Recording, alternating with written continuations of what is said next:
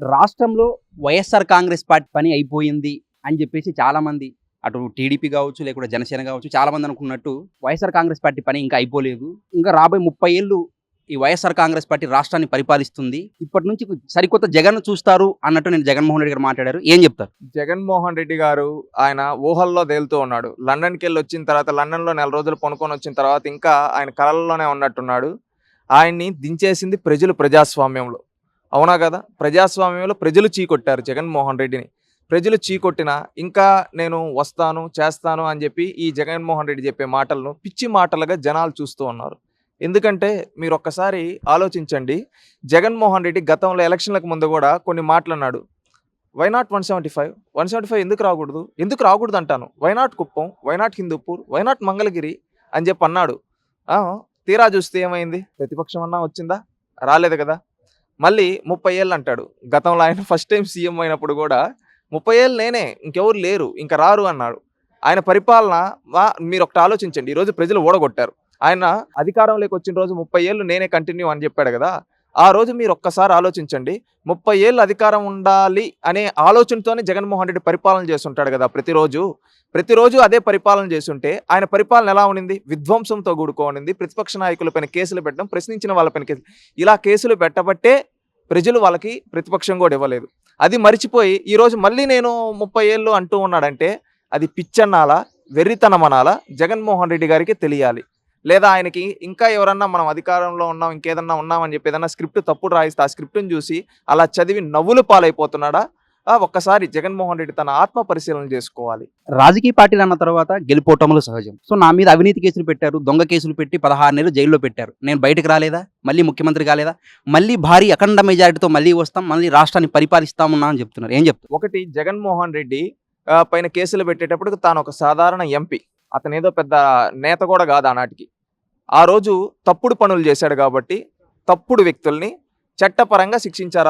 ఆ రోజు ఏదో ఆయన వచ్చి నైట్కి నైట్ ఎత్తుకొని పోలేదే, నైట్కి నైట్ వచ్చి నోటీస్ అప్పటికప్పుడు ఇచ్చి అరెస్ట్ చేయలేదే. ఆయన పైన ఒక ఎంక్వైరీ జరిగింది. 30 రోజులు 20 రోజులు ఎంక్వైరీ ఇన్వెస్టిగేషన్స్ జరిగి ఆయన అన్ని జరిగిన తర్వాత అన్నిట్లో నిరూపితమై ఆ తర్వాత ఆయన పైన ఛార్జ్ షీట్లు వేసి ఆయన్ని జైల్లో పెట్టారు. 16 నెలలు జైల్లో. ఇప్పటికీ ఆ కేసులు నడుస్తూనే ఉన్నాయి కదా. ఇప్పటికీ ఆ కేసుల నుంచి తప్పించుకోవడానికే తన అధికారం కోరుకునేది.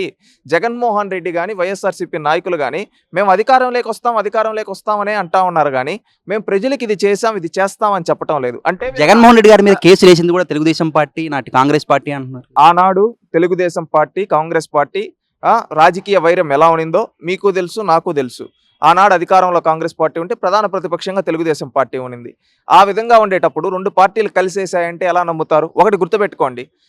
ఈరోజు అదేవిధంగా కాంగ్రెస్ పార్టీ వేసునుంటే ఈరోజు వాళ్ళ సొంత చెల్లి కాంగ్రెస్ పార్టీలో లేదా? మీరు ఒక్కసారి ఆలోచించండి. గతంలో షర్మిల గారు ఒక మాట అన్నారు. రాజశేఖర్ రెడ్డి గారి పేరుని ఛార్జ్షీట్లో చేర్చింది జగన్మోహన్ రెడ్డి, కాంగ్రెస్ పార్టీ కాదు అని క్లియర్ స్టేట్మెంట్ ఇచ్చింది రాజశేఖర్ రెడ్డి కుమార్తె. అంటే ఇతను చేసిన తప్పిదాలకు, ఇతను చేసిన తప్పులకు జైలుకి వెళ్ళాడు. అంతేగాని ఎవరో ఏదో పెట్టారు అంటే నిజంగా అవి తప్పుడు కేసులే అంటే ఇవాళ కొటేషన్ ఉండాలి కదా. నిజంగా అవి తప్పుడు కేసులే అంటే కోర్టుకి వెళ్ళి సాక్ష్యాలు చెప్పి నా కోర్టులో త్వరగా నా ఇన్వెస్టిగేషన్ చేయండి, నా పైన ఈ విధంగా అవినీతి ఆరోపణలు చేస్తున్నారు, నాకు నిజంగా సిగ్గుగా ఉంది, నా కేసులు త్వరగా తేల్చండి అని పిటిషన్లు వేయచ్చు కదా. ఈ దొంగలాగెందుకు నేను రాను అని చెప్పి డిశ్చార్జ్ పిటిషన్లు వేసుకుంటూ ఎట్లా పడితే అట్లా తప్పించుకొని తిరుగుతూ ఉన్నావు. కోర్టుకి వెళ్ళాలంటే ఈరోజు మీటింగ్ ఉందంటే ఇంకొకటి ఉందంటే, ఇప్పుడు నువ్వు ప్రధాన ప్రతిపక్ష నాయకుడు స్థానం అడిగేది కూడా నీకు లేకపోయినా నువ్వు ఎందుకు డిమాండ్ చేస్తూ ఉన్నావు అంటే ఆ పొజిషన్ అడ్డు పెట్టుకొని కోర్టు నుంచి తప్పించుకోవచ్చు, ఈ ప్రోగ్రామ్ ఉంది ఆ ప్రోగ్రామ్ ఉందని తప్పించుకోవడానికి నువ్వు అడుగుతున్నావు. అధికారాన్ని నువ్వు కేసుల నుంచి తప్పించుకునే దానికి వాడుకుంటున్నావు. నువ్వు నీ పైన నిజంగా తప్పుడు కేసులే అంటే, నువ్వు నిజంగా తప్పు చేయకపోయి ఉంటే కోర్టులో వేయచ్చు కదా. నా పైన ఉన్న కేసులన్నీ త్వరగా తేల్చండి, నన్ను అవినీతి పరుడు అంటా ఉన్నారు, నేను నువ్వు తప్పు చేయలేదు, నేను నిజాయితీ పరుడు, ధైర్యంగా వేయచ్చు కదా. ఎందుకు వేయటం లేదు? బెయిల్ పిటిషన్లు వేసుకుంటూ ఇప్పుడు నా కోర్టుకి వెళ్లాల్సి ఉంటే డిశ్చార్జ్ పిటిషన్ ఈ విధంగా ఉన్నాడు జగన్మోహన్ రెడ్డి. అంటే దాన్ని బట్టి అర్థం కావటం లేదు. దొంగ తప్పు చేశాడు, బయటకు వచ్చేందంటే ఏమీ తెలియనట్టు అమాయకుల్లాగా నంగనాచిలాగా మాట్లాడుతూ ఉన్నాడు. అది కరెక్ట్ పద్ధతి కాదు. నిజంగా నువ్వు తప్పు చేయకపోయింటే ధైర్యంగా పోరాడంటావు. నువ్వు తప్పు చేసావు కాబట్టి ఇప్పుడు దొంగలాగా తప్పించుకొని తిరుగుతున్నాడు. అంతెందుకండి, అతని పైన జరిగిన కోడికత్తి కేసుకొచ్చి నువ్వు వచ్చి చెప్పయ్యా కోర్టులో కనీసం సాక్ష్యం అంటే చెప్పలేకపోతున్నావు అంటే అర్థం చేసుకోండి ఇతను ఎలాంటి వ్యక్తో. లోకేష్ గారు కూడా గతంలో 2-3 సార్లు అన్నారు, నేను మంత్రిగా ఉండి కూడా నేను కోర్టుకు హాజరవుతూ ఉన్నాను, నేను పరువు నష్ట దావా వేశాను, దానిపై నేను వచ్చి హాజరవుతూ ఉన్నాను, ఎందుకంటే నేను తప్పు చేయలేదు కాబట్టి నేను ధైర్యంగా పోరాడుతున్నాను. జగన్మోహన్ రెడ్డి గారిని కూడా అదేవిధంగా తప్పించుకోకుండా దొంగలాగా వచ్చి హాజరవ్వమానండి అని చెప్తూ ఉన్నారు కదా. జగన్మోహన్ రెడ్డి ఎందుకు ఆ విధంగా హాజరవటం లేదు? జగన్మోహన్ రెడ్డి పైన ఉండేటివి చిన్నా చితకా కేసులే అంటే అతని పాస్పోర్ట్ ఎందుకు సీజ్ చేస్తారు? మీరు చెప్పండి. ఎక్కడికైనా వెళ్ళాలంటే కోర్టు నుంచి పర్మిషన్ తీసుకొని ఎందుకు వెళ్ళాల్సి వస్తూ ఉంది? ఒక్కసారి ఆలోచించండి. ఈరోజు రాజకీయాల్లో కేసులు అనేది సర్వసహజం అనుకున్నాం.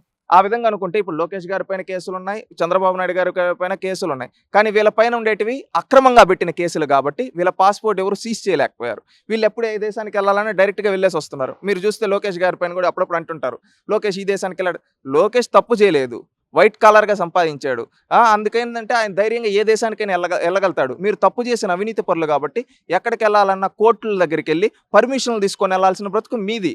వాళ్ళు తప్పు చేయలేదు, మీరు అక్రమంగా కేసులు పెట్టారు. ఇప్పుడు చంద్రబాబు నాయుడు గారి పైన అక్రమంగా కేసులు పెట్టారు, ఆ రోజు లోకేష్ గారి పైన 20 పైకి కేసులు పెట్టారు. అంటే వీళ్ళు జగన్మోహన్ రెడ్డి ఏంటంటే తన రాజకీయ ప్రత్యర్థుల పైన అక్రమ కేసులు పెట్టాడు. అందుకని ఏంటంటే జగన్మోహన్ రెడ్డి మనసులో కూడా ఏంటంటే నా పైన కూడా ఆ విధంగా పెట్టారేమో అన్నట్టు ఊహల్లో తేలుతా ఉన్నాడు. ఒకటి, నువ్వు తప్పు చేసి జైలుకి వెళ్ళావు, వాళ్ళపైన ఏంటంటే నువ్వు అక్రమంగా కేసులు పెట్టించావు. అది గుర్తుపెట్టుకో జగన్మోహన్ రెడ్డి, అందరూ నీలాగుండరు. రాజకీయ రంగంలో పడిపోవడం లేవడం అనేది చాలా సహజం. నా మీద అక్రమ కేసులు పెట్టి 16 నెలలను జైల్లో పెట్టారు. నేను లేచాను, మళ్ళీ కిందకి పడినా కూడా ప్రతి కార్యకర్త కూడా మీకు కష్టం వస్తే నన్ను గుర్తుకు తెచ్చుకోండి అని జగన్మోహన్ రెడ్డి కామెంట్ చేశారు. ఏం చెప్తారు? ఏమని గుర్తు తెచ్చుకోవాలి జగన్మోహన్ రెడ్డి? నీలాగా తండ్రి చచ్చిపోయి ఉంటే ముందర ఎకిలి నవ్వులు నవ్వి ఆ తర్వాత తండ్రికి రాజకీయ భిక్ష పెట్టిన వాళ్ళని కాలదన్ని వాళ్ళకే వ్యతిరేకంగా పోరాడడం నేర్చుకోవాలా? అన్నం పెట్టినోడిని కడుపు మీద తన్నడం నేర్చుకోవాలా?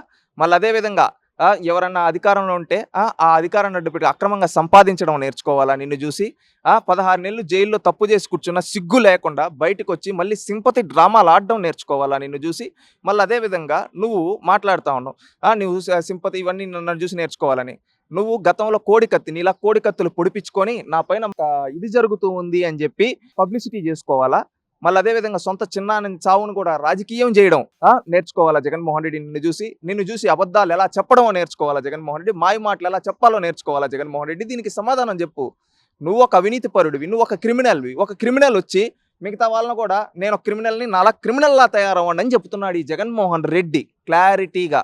ఏంటంటే గతంలో అధికారంలోకి రావడం కోసం కార్యకర్తల ఆస్తులు నీటిని అన్నింటినీ పెట్టి అధికారంలోకి వచ్చాడు. అధికారంలోకి వచ్చిన తర్వాత తాను ప్రజల సొమ్ముని దోచుకొని తిని ఏం చేశాడు?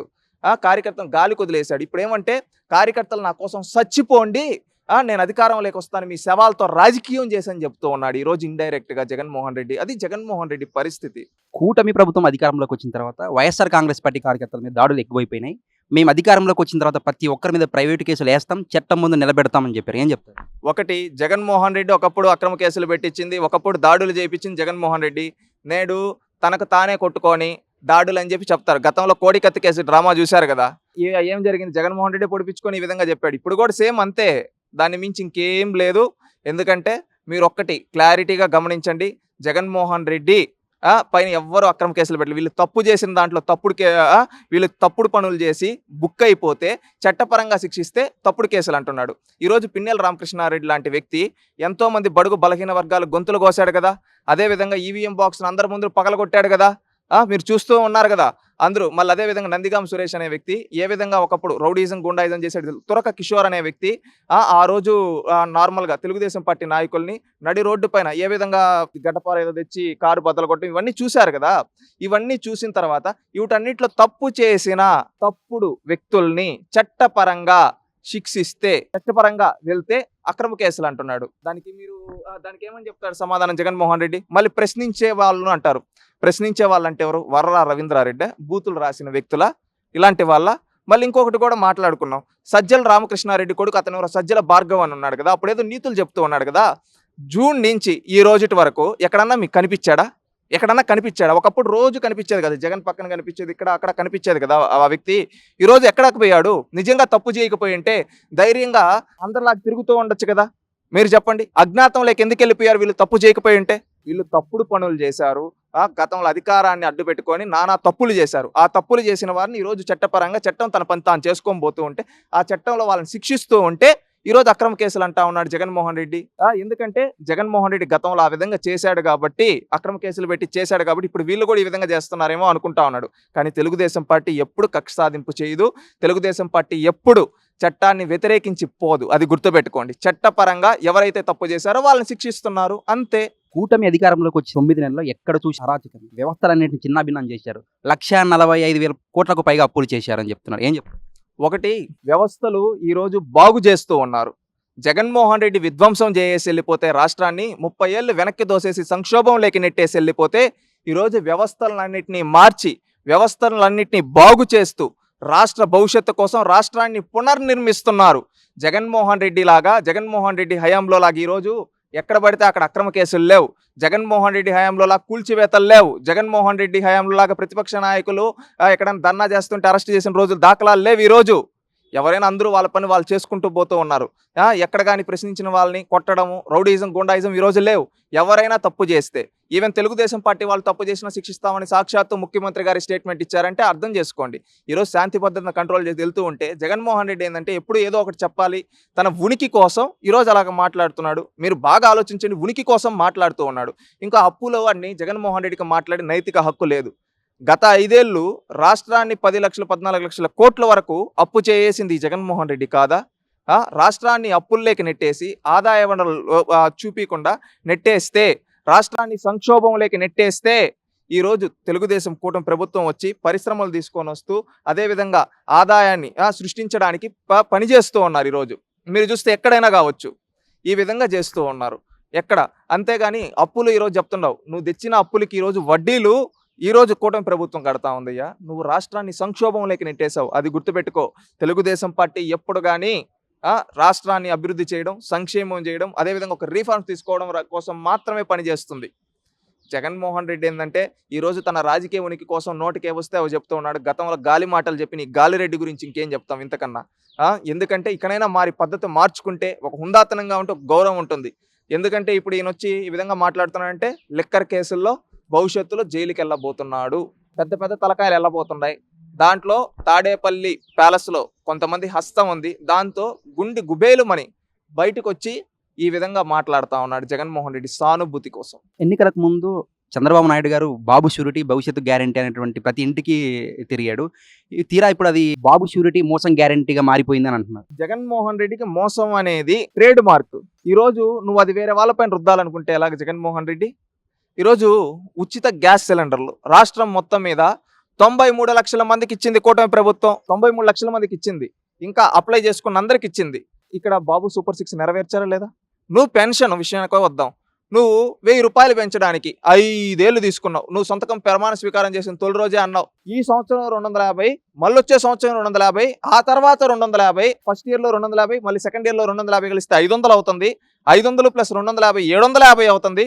మళ్ళీ 750 మళ్ళీ 250 1000 అవుతుంది అని చెప్పి చేతులు తిప్పి రాగాలు తీసి 1000 రూపాయలు పెన్షన్ పేదోడికి పెంచడం కోసం 5 ఏళ్ళు తీసుకుంటే, చంద్రబాబు నాయుడు వచ్చిన వెంటనే 1000 రూపాయలు పెంచి పేదోడికి ఒక పెద్ద కొడుకులాగా తొలి రోజే పెన్షన్ ఇస్తున్నాడయ్యా. నువ్వు వికలాంగులకి 3000 ఇస్తే చంద్రబాబు నాయుడు గారు దాన్ని డబుల్ చేసి 6000 చేసి ఈరోజు ప్రతి వికలాంగుడికి ఒక పెద్దన్నలాగా అండగా నిలబడ్డాడు. ఈ విధంగా చంద్రబాబు నాయుడు గారు కూటమి ప్రభుత్వం అండగా నిలబడి ప్రజలకు సేవ చేస్తుంటే ఈ జగన్మోహన్ రెడ్డి చూసి ఓరవలేక ఇలాంటి తప్పుడు ప్రచారాలు చేస్తున్నాడు. ఇతను రాష్ట్రం మొత్తం గుంతలు పెట్టేసి వెళ్ళిపోతే ఈరోజు ఆ గుంతలన్నీ పూడుస్తూ ఉంది కూటమి ప్రభుత్వం. ఎక్కడ చూసినా బకాయిలు పెట్టేసి వెళ్ళిపోతే ఆ బకాయిలు తీర్చుతూ ఉంది కూటమి ప్రభుత్వం. ప్రతి ఒక్క దగ్గర ఈ జగన్మోహన్ రెడ్డి చేసిన విధ్వంసం నుంచి రాష్ట్రాన్ని పునర్నిర్మాణం చేస్తూ ముందుకెళ్తూ ఉంది కూటమి ప్రభుత్వం. Thank you.